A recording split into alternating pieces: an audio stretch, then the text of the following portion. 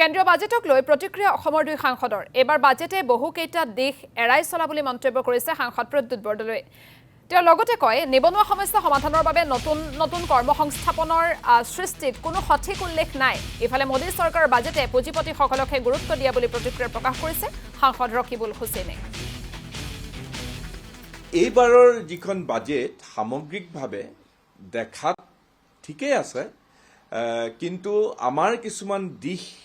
সম্পূৰ্ণভাৱে এই বাজেটখনে এৰাই চলিলে বাজেটখনত মই এইটো উদাহৰণেই দিব খুজিছোঁ যে আটাইতকৈ ডাঙৰ কথা হ'ল আমাৰ নিবনুৱা সমস্যাটো নতুন নতুন কৰ্মসংস্থান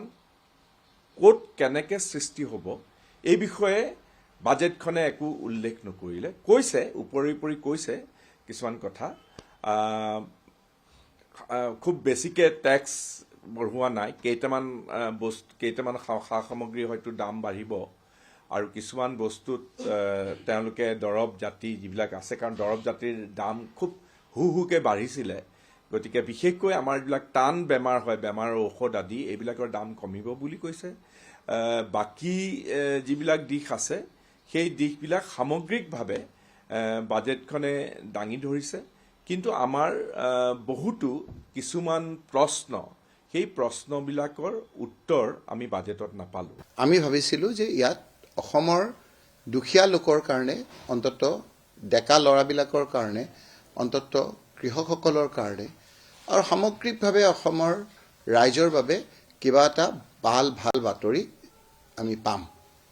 ৰাজনৈতিক চিন্তাৰ ঊৰ্ধত থাকি সেইকাৰণে আমি আশা কৰিছিলোঁ যে ইলেকশ্যনৰ প্ৰাক মুহূৰ্তত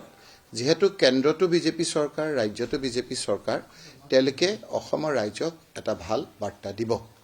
আৰু সেইকাৰণে এই বাজেটত আমি আশাৰে ৰৈ আছিলোঁ যে অসমৰ বাবে সামগ্ৰিকভাৱে আমি এটা দুখীয়া মানুহৰ কাৰণে ডেকা ল'ৰাসকলৰ কাৰণে আৰু বিশেষকৈ গৰাখহনীয়া বানপানী মানুহৰ কাৰণে কিবা বাতৰি পাম কিন্তু দেখা গ'ল যে আমাৰ অসমীয়া দেখাৰ কথা আছে যে ওপৰে ৰংচঙীয়া ভিতৰে কোৱা বাতৰি কিন্তু এইখন বাজেটত দেখা গ'ল যে ওপৰতে কোৱা বাতৰি ভিতৰততো বাদেই যদি আমি ধনী মানুহৰ চকুৰে চাওঁ তেতিয়াহ'লে কিন্তু ৰংচঙীয়া যদি আমি আম্বানী আদানী আৰু বৃহৎ ডাঙৰ কণ্ট্ৰেক্টৰ ঠিকাদাৰৰ চকুৰে চাওঁ তেতিয়া আমাৰ এখন ৰংচঙীয়া